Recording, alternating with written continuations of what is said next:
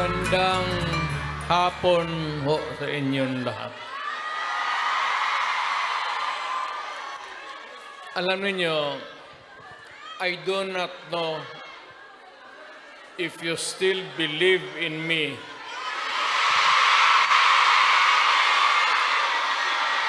Pero nakatingin ako sa inyo.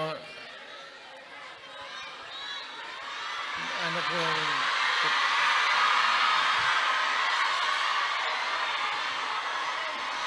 Na dapat magkita-kita tayo doon sa ating bayan.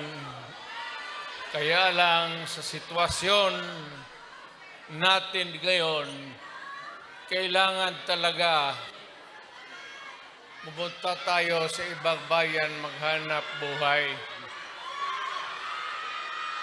Pero sa akin, the fact that malayo kayo sa pamilya ninyo,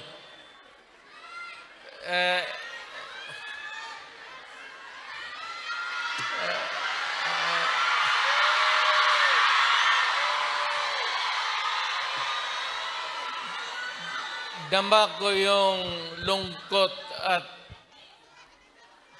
alam ko yan. Kasi ganoon rin ako noon.